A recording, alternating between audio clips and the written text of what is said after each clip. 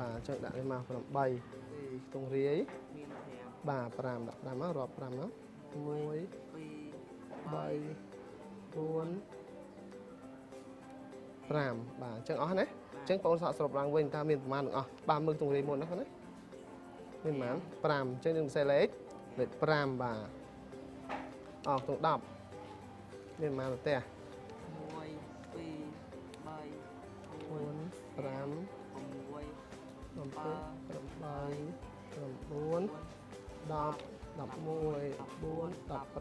ចឹងបើ15តើយើងអាចសេលេខ15កើតអត់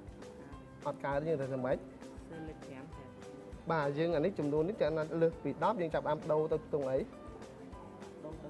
ពីខ្ទង់10ទៅខ្ទង់ធំជាងខ្ទង់10គឺខ្ទង់អី